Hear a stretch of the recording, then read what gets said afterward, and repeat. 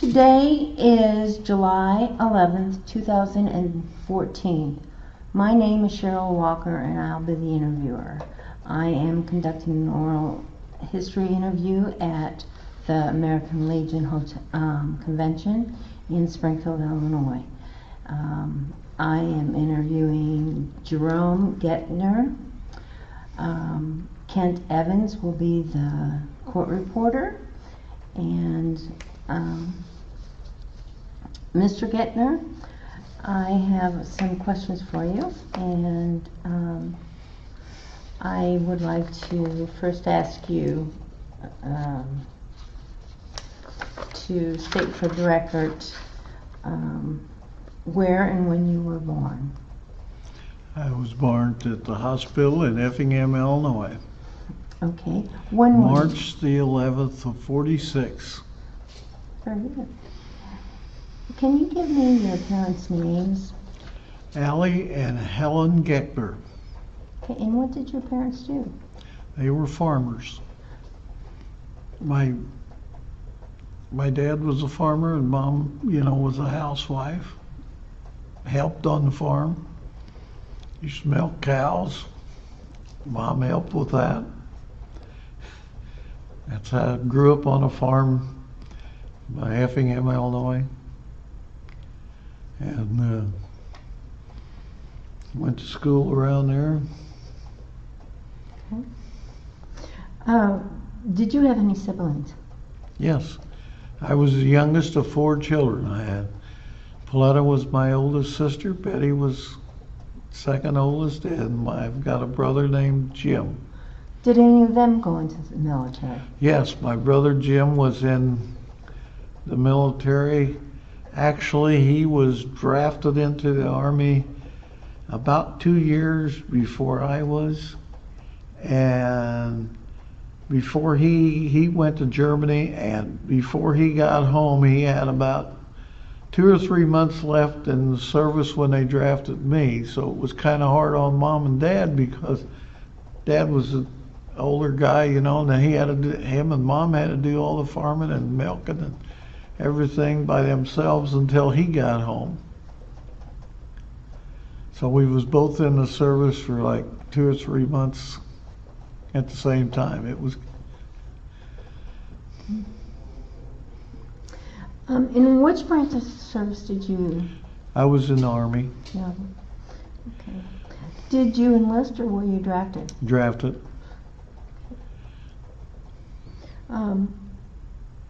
What happened when you departed for training camp and during your early days of training? Do you remember? Went to Fort Leonard Wood. First went to St. Louis, some kind of induction place, and they put you through all the physicals and all that. Then they took me to Fort Leonard Wood, and we probably was there a week before they started training. I think they had me work as in the post office, delivering the mail for a couple days. I thought, man, I'm going to get to be a postmaster or something in the Army, but they just had me there for a couple days. What was your first thoughts when you got off the bus? Oh, I was homesick. I was not feeling too good, I was homesick, and I thought 2 years would be a long, long time. But, after a couple weeks you kind of forget about it and you just live day by day, I guess. Do you remember your drill instructor's name? I'd have to think. I might, but can't think of it right now. It was hot. It was in the middle of the summer, pretty hot weather. So they worked us pretty hard and we sweat a lot. Did anybody go from your area were they drafted with you? Yes, there was 5 guys got drafted that day. And I can't tell you all their names. One was they had a picture of us in the paper, and somebody found that and give me that picture of us 5 guys getting drafted, and I put it up on the refrigerator a while back. And but it was kind of a bad picture. It wasn't too clear or anything. Okay.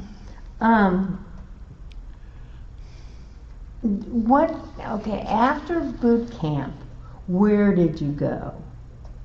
Then I went to leadership training school at Fort Ord, California. And, I don't know, that lasted probably 3 weeks or something like that. They put us through a lot of stuff in that.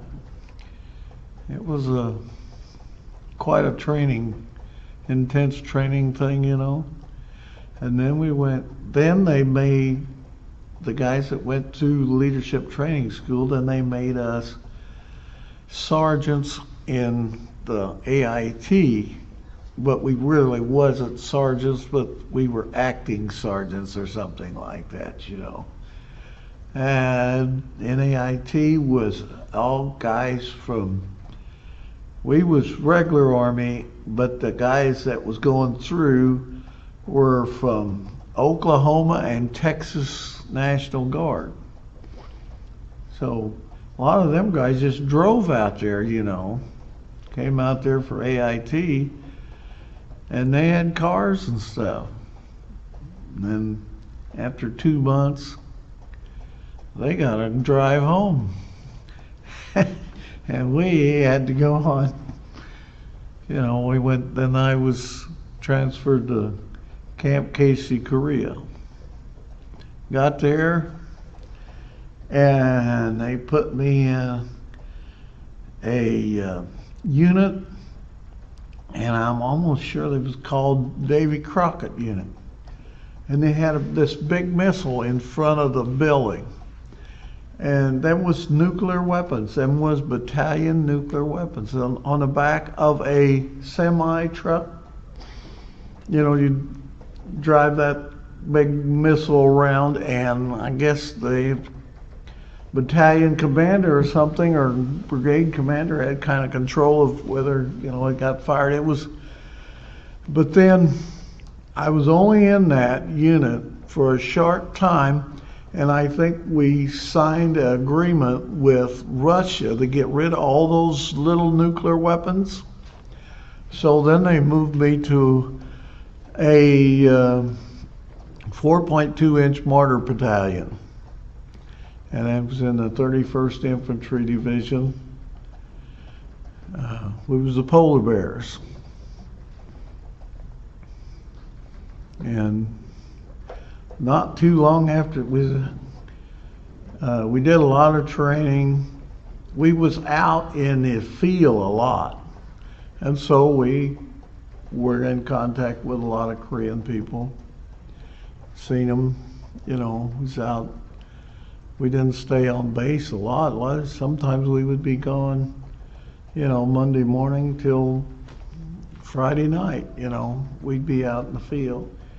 We did a lot of testing, firing the mortars and firing weapons and going to different ranges and stuff, which was not very close. We'd have to drive quite a ways. And so we was out in the field quite a bit. But one day they asked for a volunteer. He's all lined up.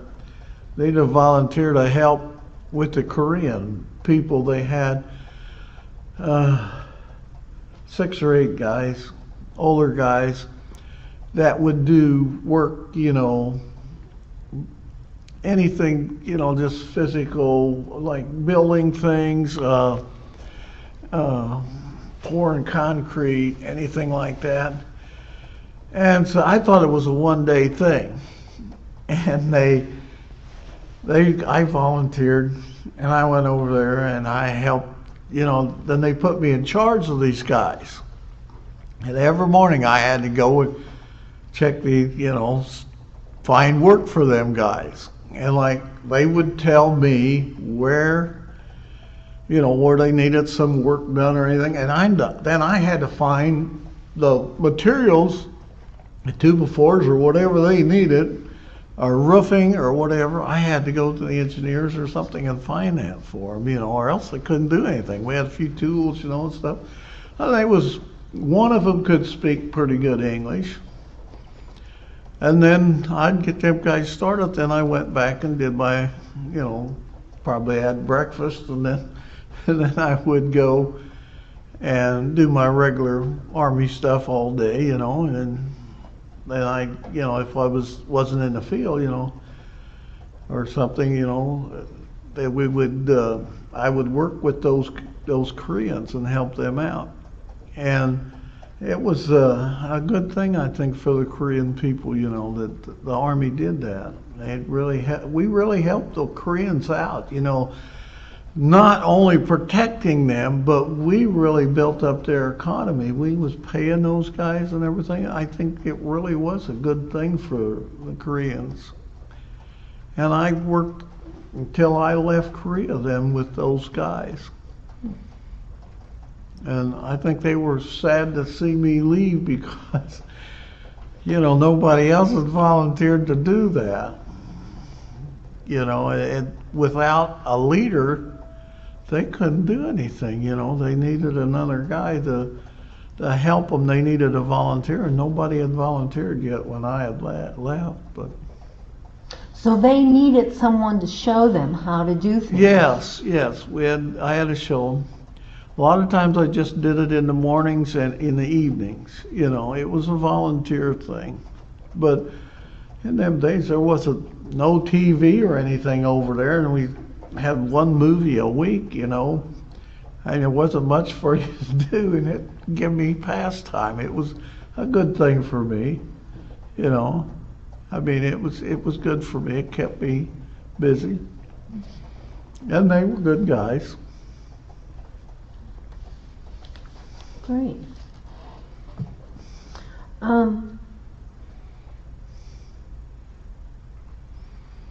It sounds like you had some special memories with doing that volunteer work. Did you make friends with those Koreans? Oh yeah, especially the one that could.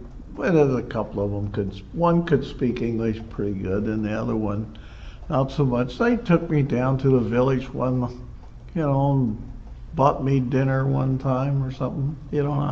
I bought them some things from the PX or something maybe, and we got to be friends. And they really appreciated everything you did for them, because if there wasn't a volunteer to do that, they couldn't do it. They wanted to earn their money. They wanted, because they probably got paid a lot better than in the Korean.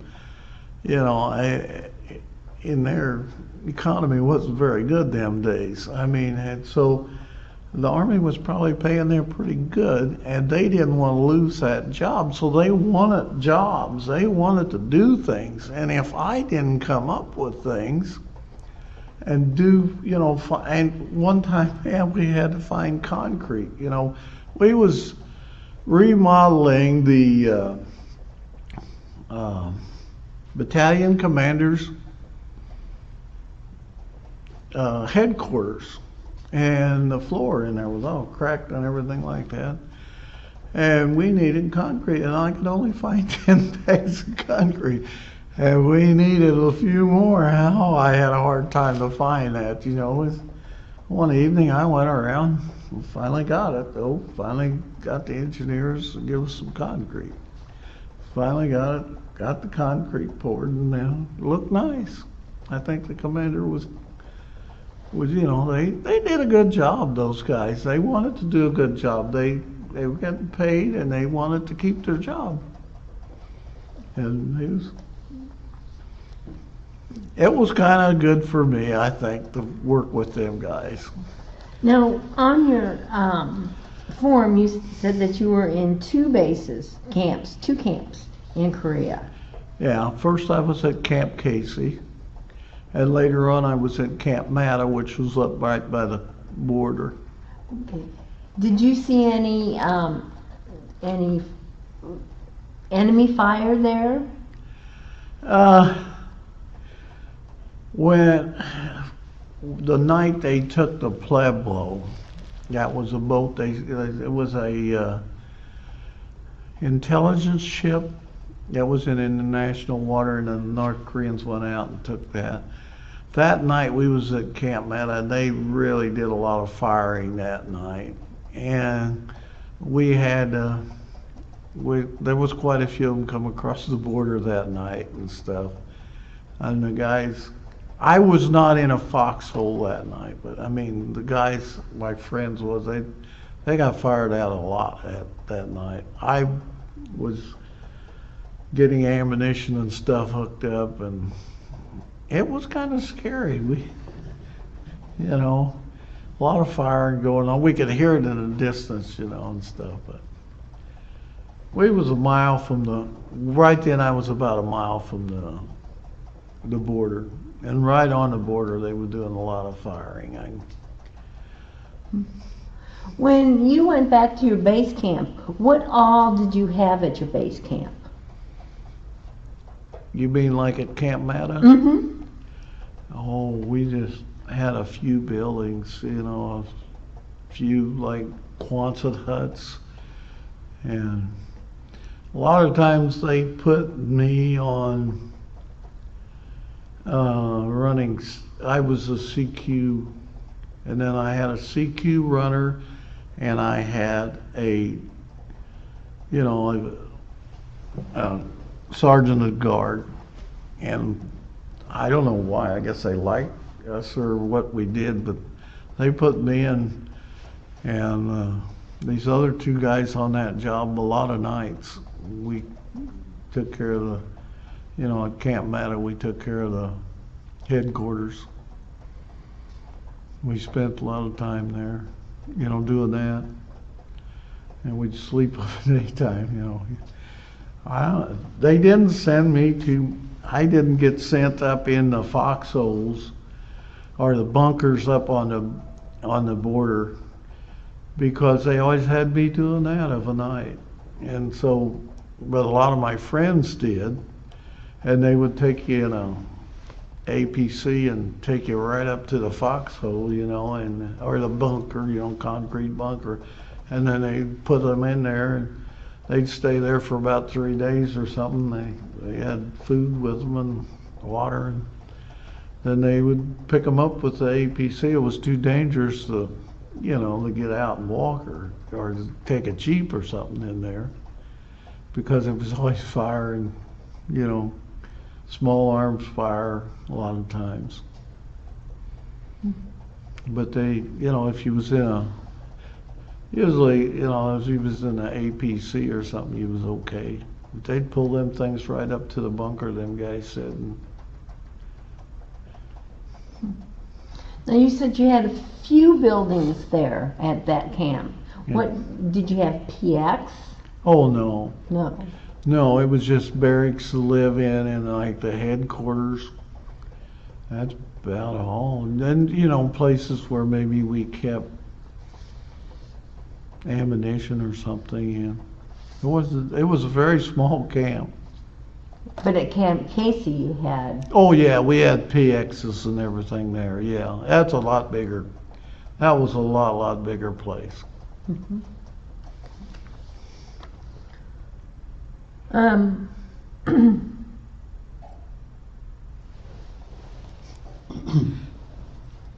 Okay. Okay, we can go on ahead again. I was one time, when I was at Camp Casey, they sent me up to a place called Patamanjan. That is where it was an old village before the war. It was a pretty big village, I guess, Patamanjan, and they made that into where they have the peace talks. And they still have the peace talks there today. And it's jointly controlled by the North Koreans and the United Nations. And we went up there, and there was only like about 10 of us went up there. And It was in the wintertime, went up there, and probably like January or February of 67.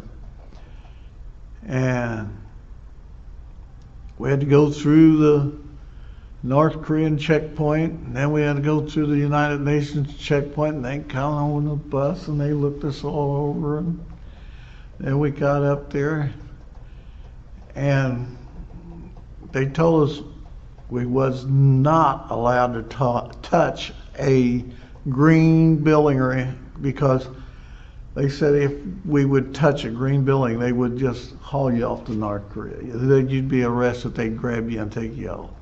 Because those were the communist buildings.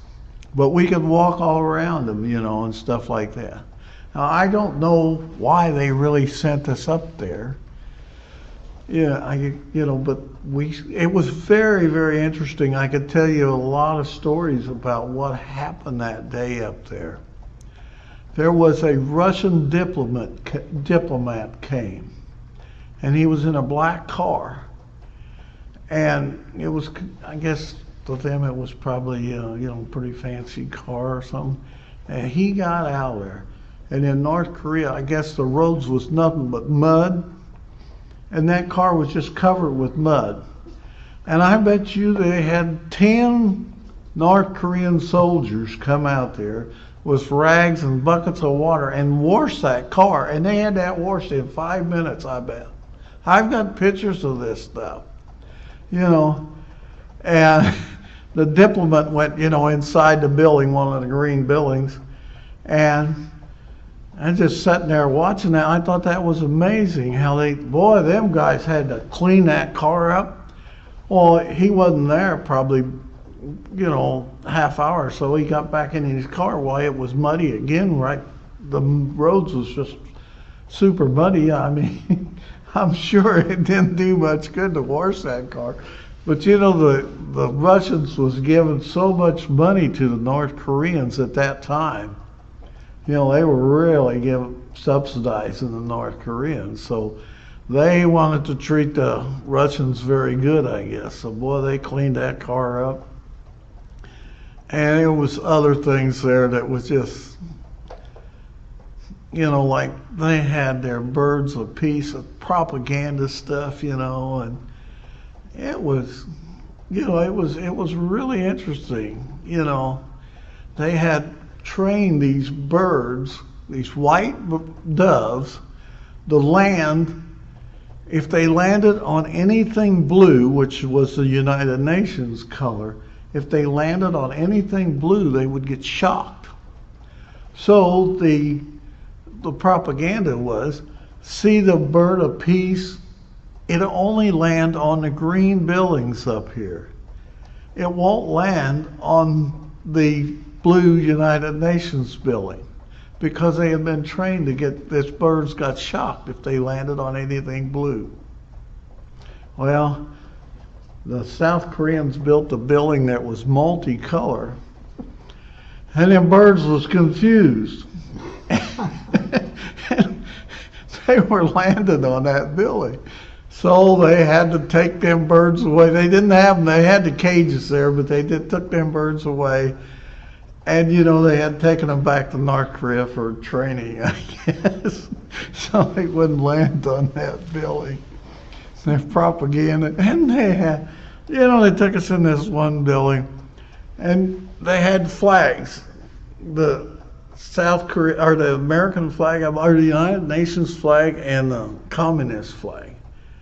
And every day they would bring a flag in that was 1 inch taller than the other one, so that, the communists would always bring a flag that was 1 inch taller.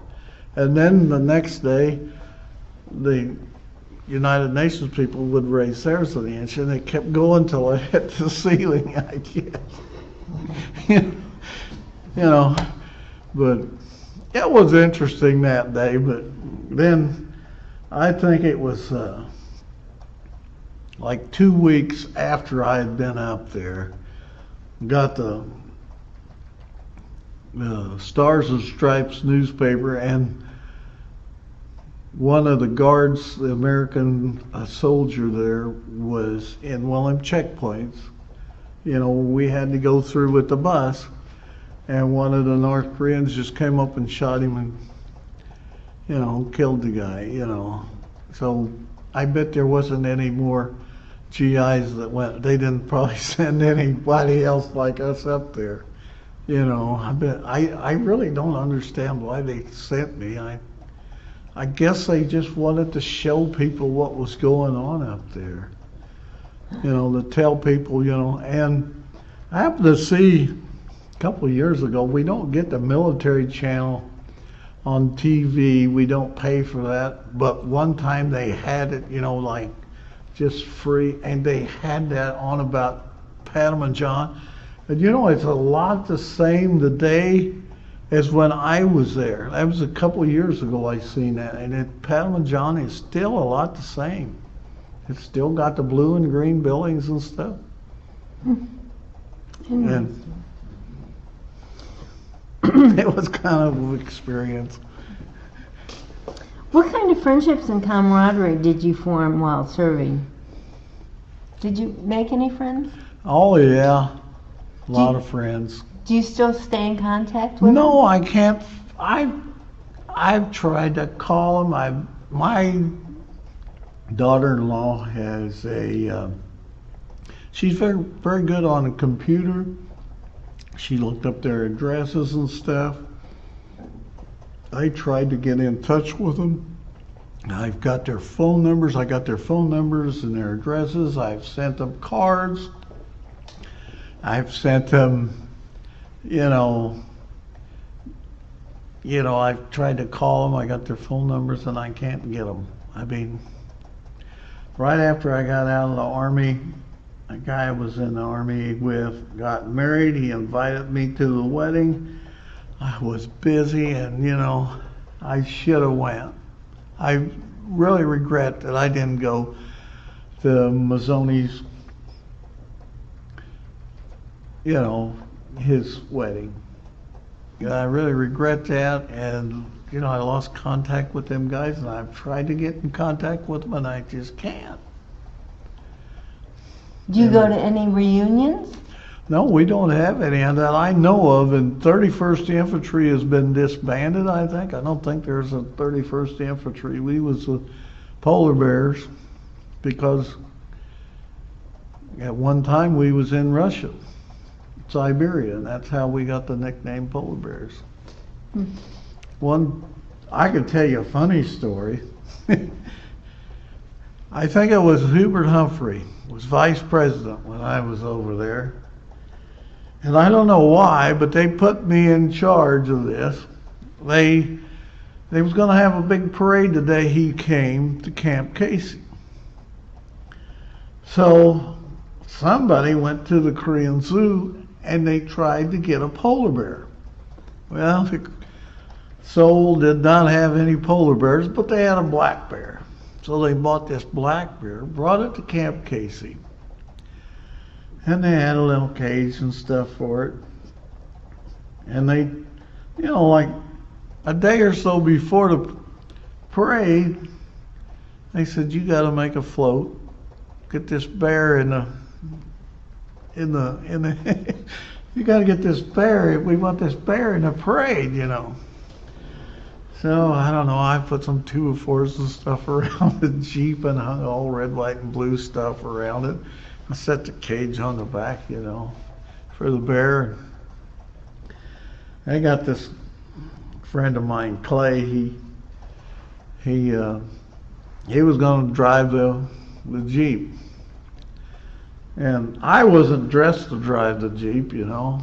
I was getting everything ready, so I had fatigues on, and I had him all dressed up and everything, and he gets out there by the parade ground and getting ready, and that dang bear put his paw through the cage and knocked his steel pot off. Boy, he got out of that Jeep. And I ain't gonna drive that. I'm not gonna drive that Jeep. That bear get me. So I didn't know what to do. The parade about ready to start, you know. And there was a bowling alley. There's a little bowling alley there. For some reason, they had a piece of plywood nailed over the window.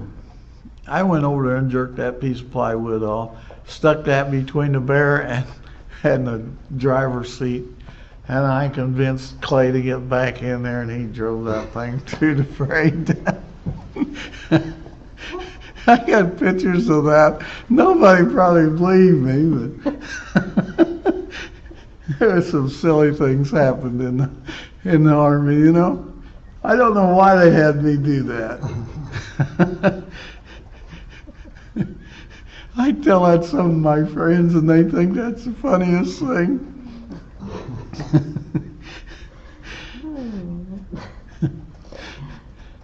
Well, I was wondering if it was alive. Now I know. Oh, yeah, it was a live bear. Boy, that bear smelled bad. How did you stay in touch with family and friends back home? The only thing was letters. I wrote probably every week, and my sister would always write me. And I stayed in touch with two guys in Vietnam. Danny Prups was a good friend of a neighbor of mine, and he was a medic in Vietnam. And my first cousin, who was almost like a brother to me, he was in Vietnam, and he got drafted in the Army about 2 months before I did. So when I got my draft notice, he was home on a week's leave or something, and I was going to leave like the same day he had to go back, and we went out every night together and played pool or something. You know, we did something together. And he wasn't over in Vietnam very long, and he got killed. And I wanted to go to his funeral, but I was in AIT at the time, and they didn't want to leave me go.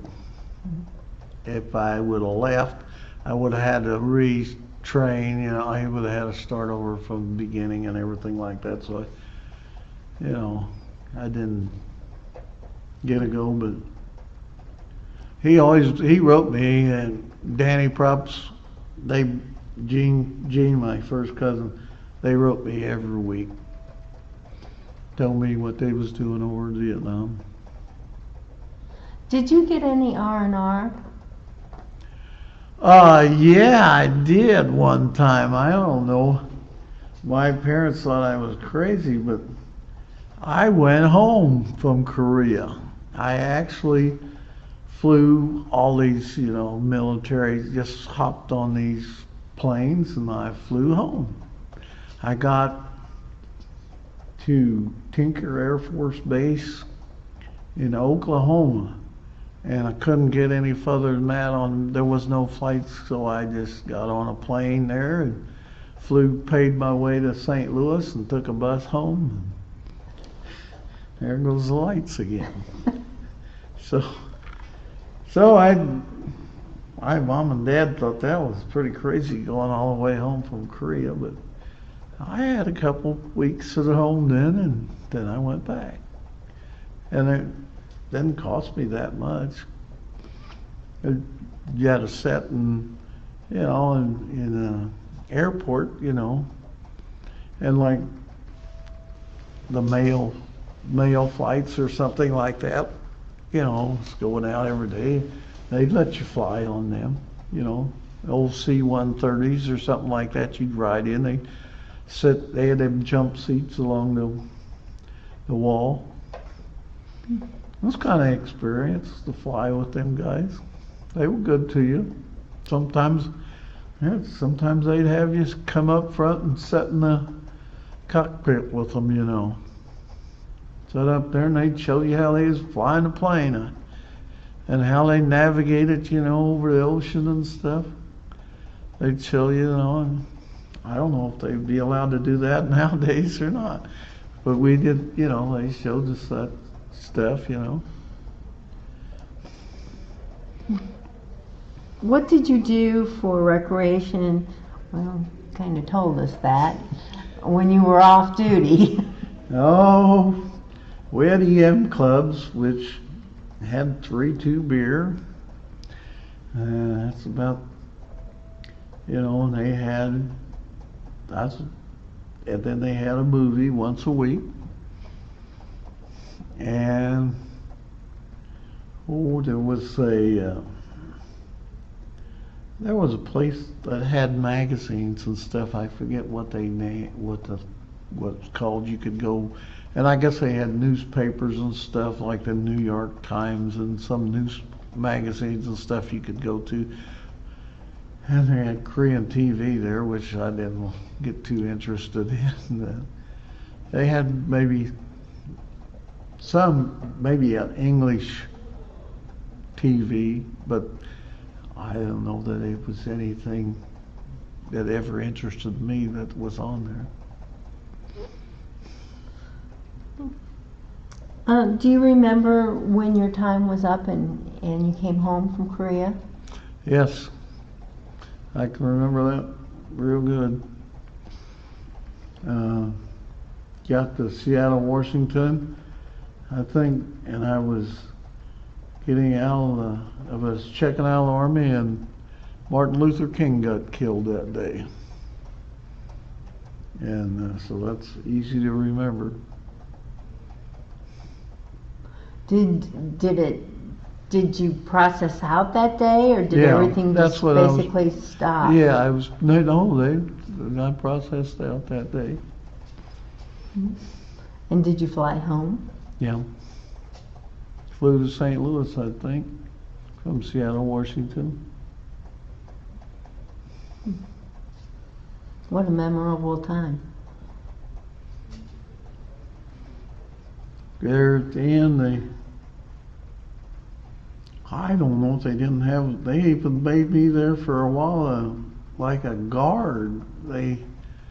You never knew what you was going to do in the service. I didn't realize that they made me like an MP for a while. And had to go to prison and pick up a guy, bring him back for a trial and sit there with him at the trial. And he had went AWOL. And I sat there with him, he's a real young guy. And, they found him guilty and I take him back, Things like that. You never knew what they was going to have you do. They had you, I don't know if they didn't have enough MPs them days. That was the MP's job. But you never knew what you was going to do from day to day. They'd put you on an assignment. You just had to go with it. So how long were you on that kind of assignment? Oh, I don't know, off and on, That guy, that one assignment probably last a couple weeks, maybe, or so. And that was in Korea? Yeah.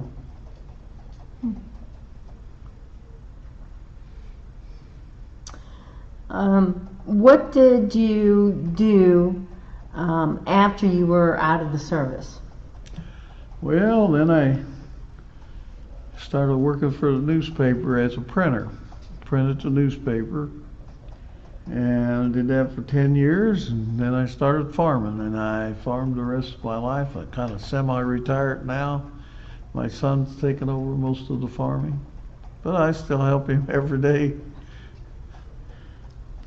Did you immediately go to work when you got out of the service? No, I couldn't find a job right away, so I went to unemployment office, and that guy at the unemployment office said he was going to pay me so much a week. And I said, I don't want paid, I want a job. So he got me a job pretty quick, I think.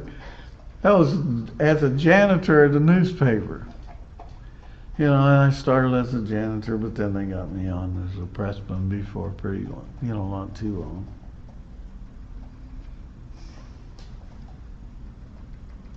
How were you treated when you got out of the service and you went back home? Oh, I don't know. Just them days, people weren't treated very good. I don't think. A lot of people told me they were treated pretty bad, but I don't know that anybody treated me really bad. Just didn't seem like you just went back into normal life. They didn't respect you or anything for being in the service, I don't think. You know, but they didn't treat me bad either, I don't think. You're out of paper. I know that. Okay. Doesn't matter, just keep going. What are some life lessons you learned from military service? Well, I have to say, I think it was good for me. The discipline, and I think you learn a lot because you watch what some people do in the service, and you know they fight it or what, you know, and they have really a lot of problems, you know. And if you can, and I guess it's a little bit like that in life, you know. You know, if you just, I didn't have too many problems, and the service was different than what I had imagined going in, you know. And I just took it one day at a time, you know. I was glad to get out of the service. I mean, you're kind of confined to what you can do and stuff in the service. And it's kind of boring some days, a lot of boring days, you know. And, you know, I think it helped me out, you know, made me a stronger person.